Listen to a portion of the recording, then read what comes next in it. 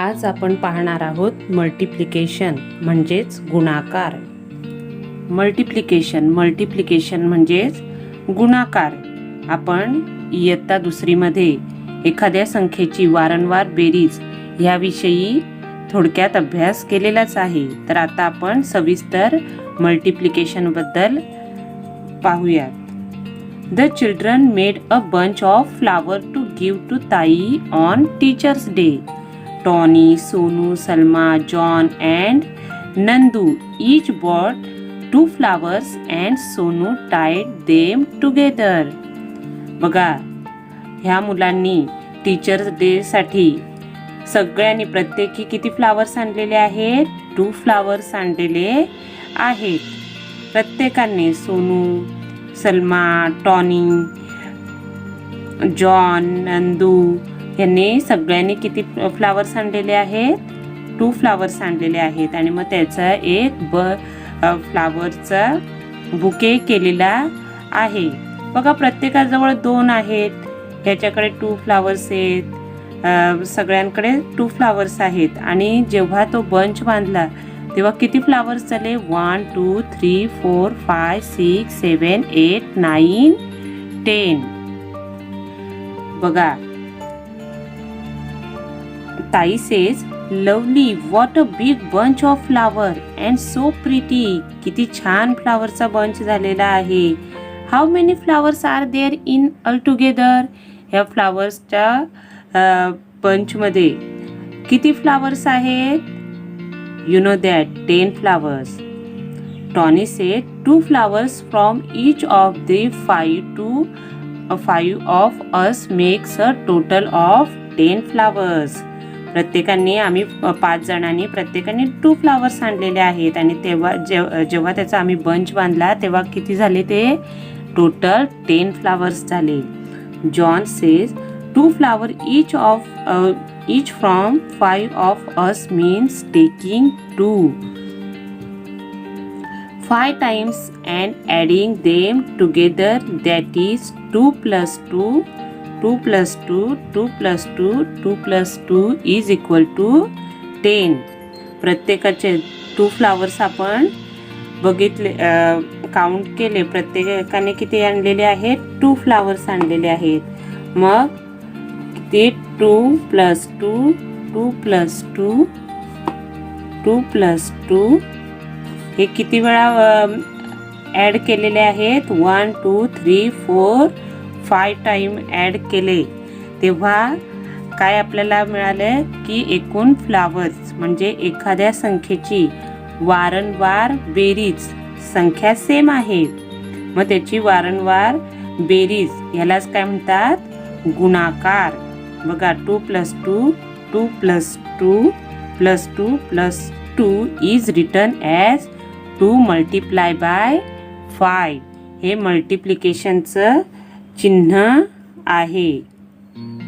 आपण वारंवार एकच संख्या आहे, संख्येमध्ये बदल झालेला नाही. तीच संख्या वारंवार आपण ॲड केली तर काय होतं? मल्टिप्लिकेशन.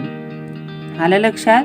आणि म्हणून आपण त्याची मांडणी ह्या पद्धतीने करतो. 10 is called the product of 2 and 5. Here has some cones. बघा, इथे काही कोन आहेत. आता हे किती कोन आहेत? In each row has 4 cone. प्रत्येक लाईनमध्ये, ओळीमध्ये किती कोन आहेत? 4 कोन आहेत. मग आता आपल्याला हे एकूण कोन किती आहेत हे काउंट करायचे आहेत. मग आपण काय करणार? त्यांचं ॲडिशन करतो की नाही आतापर्यंत. मग बघा, in each row has 4 cone. मग आपण कसं लिहिणार? 4 plus second row 4 plus 4 plus 4. How many times we count 4? 1 2 3 4 time. 4 time आपण काउंट केले की नाही? So how many cones are here? 1 2 3 4 5 6 7 8 9 10 11 12 13 14 15 16. How many? 16. आपण सगळे एकत्र काउंट केले, किती झाले? 16. मग हे प्रत्येक वेळे एकसारखी संख्या आहे, संख्या बदललेली नाही. प्रत्येक रो मध्ये किती आहेत? 4 कोन्स आहेत, त्यामुळे संख्या बदललेली नाही. मग आपण काय करायचं, जेव्हा आपल्याला मल्टिप्लिकेशन मध्ये मांडणी करायची असेल तेव्हा ते किती वेळा 4 आलेले आहेत? How many time? 1 2 3 4 टाइम्स. मग ते पहिला लिहायचे आणि मल्टिप्लिकेशनचं चिन्ह द्यायचे. बघा, हे मल्टिप्लिकेशनचं चिन्ह आहे, हे लक्षात ठेवायचं आहे. जसं आपण ॲडिशन, सबट्रॅक्शनचं चिन्ह आपल्याला माहीत आहे, तसंच आता हे आपल्याला नवीन चिन्हाची आपल्याला आज ओळख झालेली आहे. हे मल्टिप्लिकेशनचं चिन्ह आहे. आणि किती टाइम आहेत? हे 4 च्या ओळी किती आहेत? 4, म्हणून आपण ते लिहिलेले आहेत. मग आणि प्रत्येक रो मध्ये किती आहेत कोण? 1 2 3 4 आहेत. म्हणून 4 multiply by 4 is equal to, आपण मग अशी काउंट केलेलेच आहेत, 16. अशा प्रकारे आपल्याला मांडणी करायची आहे. बघा, इथे काही टिकल्या दिलेल्या आहेत. किती बरं, एका रो मध्ये किती टिकल्या आहेत? 2 आहेत. 2 आहेत की नाही? आणि असे एकूण रो किती आहेत? एकूण ओळी किती आहेत? 1 2 3 4 5. तर आपण ह्या 2 ची 5 टाइम बेरीज केली. 1 2 3 4 5. 5 टाइम बेरीज केली, ॲडिशन केलं तर किती होतात? 1 2 3 4 5 6 7 8 9 10. मग हे आपण कोणत्या स्वरूपात लिहिलेलं आहे? ॲडिशनच्या पद्धतीने बेरजेच्या रूपात लिहिलेलं आहे. मग आपल्याला मल्टिप्लिकेशन मध्ये लिहायचं असेल तर आपल्याला काय करावं लागतं? तर ते किती वेळा आलेले आहेत? 2. मग ते आपण इथे लिहिणार. किती वेळा? 5 टाइम. मल्टिप्लाय बाय किती आहे? 2. म्हणजे 5 multiply by 2 is equal to 10. पुस्तकामध्ये पण काही उदाहरणं दिलेली आहेत, त्यांचं निरीक्षण करायचं. मल्टिप्लिकेशन बघा, इथे एक एक्झाम्पल दिलेलं आहे. Tony, Sonu, Nandu, Salma has 3 balls. बघा, प्रत्येकाकडे किती बॉल्स आहेत? 3 बॉल्स आहेत. आणि हे एकूण किती आहेत? Total students are 4. मग आता हे टोटल बॉल्स किती आहेत हे कळण्यासाठी आपल्याला काय करावं लागेल? यांचे ॲडिशन करावं लागेल, होय की नाही? मग बघा, इथे किती? 1 2 3 4. 4 मुलांकडे 3 बॉल्स आहेत. मग आपण इथे 3 + 3 + 3 + 3 अशी मांडणी केलेली आहे. मग आता ह्यांची आपण बेरीज करूया. 1 2 3 4 5 6 7 8 9 10 11 12. So how many total balls? 12 balls. Altogether these are 12 balls. An addition of 3 taken 4 times is 4 times 3. बघा, आपण काय केली? त्याची 4 टाइम्स 3 चे काय केलेले आहे? ॲडिशन केलेली आहे, बेरीज केलेली आहे. That is 4 multiply by 3. त्यालाच काय म्हणतात? आता आपल्याला त्याचं कशामध्ये मांडणी करायची आहे? मल्टिप्लिकेशन मध्ये मांडणी करायची आहे. मग ती कशी करणार? तर हे किती वेळा 3 आलेले आहेत? 4 टाइम्स. म्हणून आपण इथे 4 लिहिलेले आहेत. मल्टिप्लाय बाय हे मल्टिप्लिकेशनचं चिन्ह आहे, लक्षात ठेवायचे. जसं ॲडिशन सबट्रॅक्शनचं चिन्ह आपल्याला माहितीच आहे, त्याच प्रकारे हे मल्टिप्लिकेशनचं चिन्ह आहे, ते लक्षात ठेवायचं आहे. आता आपल्याला हे नवीन आहे, ह्याच वर्षी आपण शिकतोय की नाही. Okay, so 4 multiply by 3 is equal to 12. 3 ची 4 टाइम बेरीज म्हणजेच मल्टिप्लिकेशन. एखाद्या संख्येची तीच संख्या, प्रत्येकाकडे तेवढेच बॉल आहेत, म्हणजे त्याच संख्येची आपण केलेली वारंवार बेरीज म्हणजेच काय, मल्टिप्लिकेशन. आणि आपल्याला टेबल्स तर माहितीच आहे. 4 3s are 12 म्हणजेच टेबल्स पण हे कसलं उदाहरण आहे, मल्टिप्लिकेशनचंच उदाहरण आहे.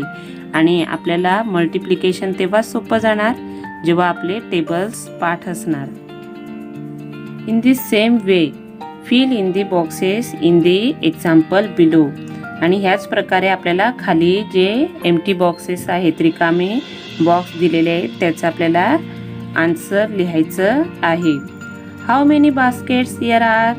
1 2 3. 3 बास्केट्स आहेत. And each basket has how many mangoes? 1 2 3 4 5 6. 6 mangoes in each basket. So how many mangoes in 3 baskets?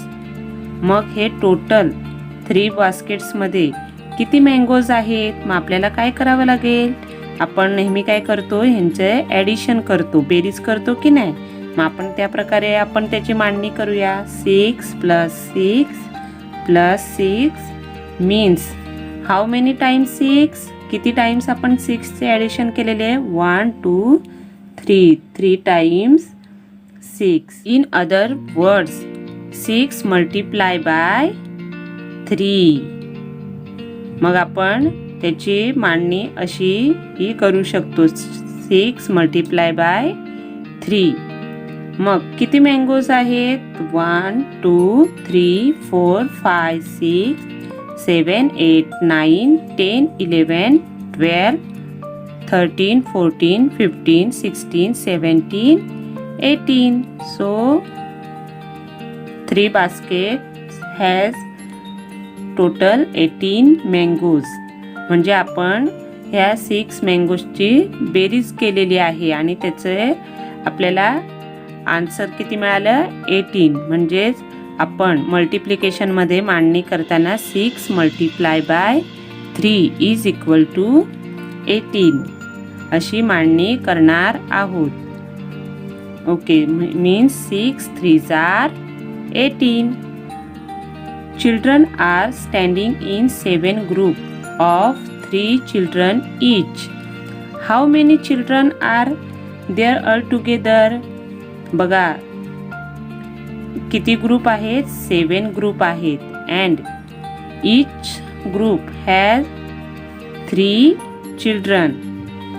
बघा एकूण 7 ग्रुप आहेत, त्यामध्ये 3 चिल्ड्रन्स आहेत. मग टोटल किती चिल्ड्रन्स त्या ग्रुपमध्ये आहेत? 7 ग्रुपमध्ये हे काढायचं आहे. मग डॅश डॅश टाइम 3s. किती वेळा 3s लिहिणार आपण? 7 times. 3 sevens are how many? 21. So 3 multiply by 7 is equal to 21. Look at the picture and prepare an example like the one given above. Here are how many stick bunch? 1 2 3 4. 4 stick bunch आहेत. And each bunch has how many sticks? 1 2 3 4 5 6 7 8 9 10. 1 2 3 4 5 6 7 8 9 10. These are 10s bunch. बघा 10 स्टिक्सचे हे bunch आहेत. मग किती bunch आहेत? 1 2 3 4. 4 bunch आहेत. मग आपल्याला कशी मांडणी करावी लागेल? 10 plus 10 plus 10 plus 10. So how many time we are taking 10? 1 2 3 4 times आपण ते 10 ची ॲडिशन केलेली आहे. मग 4 टाइम 10 चे ॲडिशन केल्यानंतर किती येतात? 40. मग ह्याची आपण मल्टिप्लिकेशन नुसार कशी मांडणी करणार? 10 multiply by 4. Okay, so 10 4s are 40. अशा प्रकारे आपण मल्टिप्लिकेशन नुसार याची मांडणी करतो. Next example is 1 notebook cost ₹5. How much will 9 such notebook cost? An addition of 5 taken 9 times means 5 multiplied by 9. बघा, आपल्याला इथे 1 नोटबुकची कॉस्ट दिलेली आहे. किती? ₹5. मग असे किती आहेत? 9 नोटबुक आपल्याला घ्यायचे आहेत. मग आपण काय केले? मग 9 नोटबुक्सची कॉस्ट किती असणार आहे? मग आपण काय केलं? 5 multiplied by 9 is equal to 45. Hence the cost of 9 notebook is 45. बघा, इथे एक चार्ट दिलेला आहे आणि तो आपल्याला सॉल्व करायचा आहे. बघा काय काय इथे दिलेलं आहे. In the forms of objects चित्र दिलेली आहेत. ॲज अन ॲडिशनच्या पद्धतीने आपल्याला इथे लिहायचं आहे. हाऊ मेनी टाइम्स किती वेळा आलेले आहेत ते लिहायचं आहे. ॲज अ मल्टिप्लिकेशन आणि मल्टिप्लिकेशनच्या रूपामध्ये इथे आपल्याला मांडणी करायची आहे. And total number of objects, total objects किती आहेत ते लिहायचं आहे. बघा first example. How many brackets?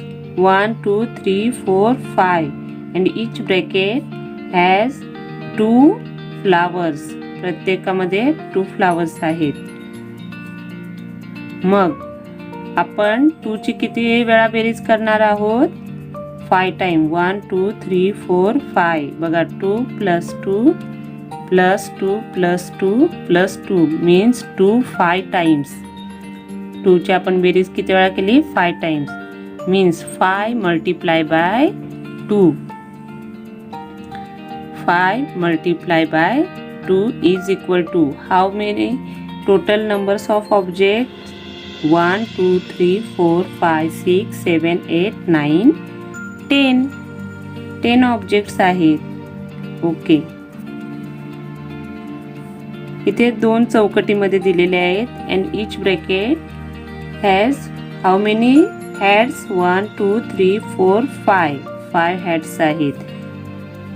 मग ॲडिशन पद्धतीने या प्रकारे आपण लिहिलेला आहे. 5 ट्वाइस.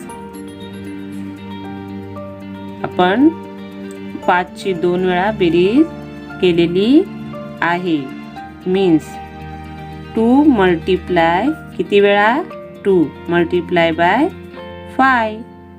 आणि आपण टोटल काउंट केली तर किती होतात? 1 2 3 4 5 6 7 8 9 10. Here are also 10.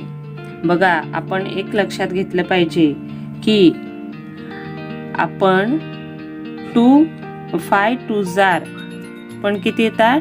10 आणि 2 5s पण किती आहेत?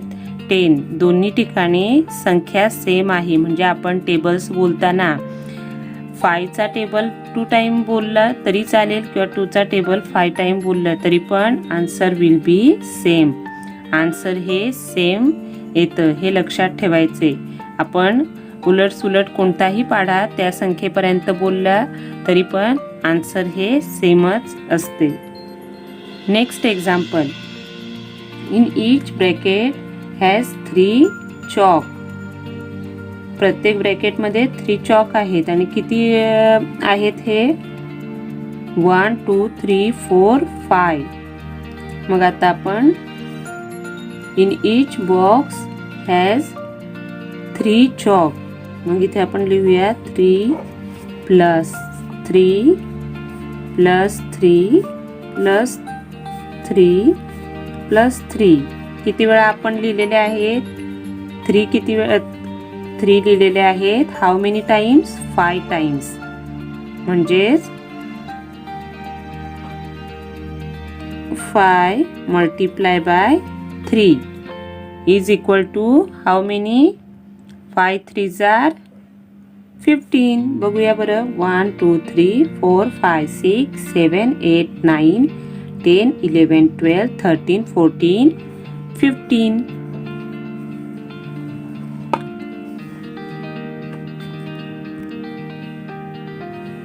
Next example.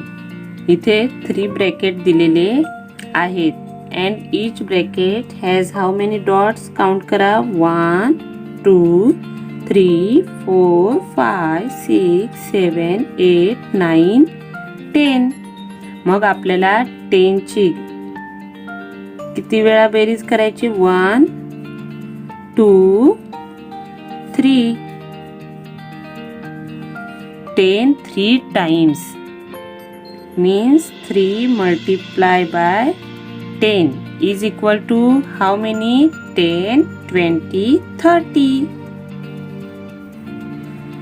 अशाच प्रकारे तुम्हाला हे एक्झाम्पल सॉल्व करायचे आहेत बघा आणि त्याचा आन्सर लिहायचा आहे.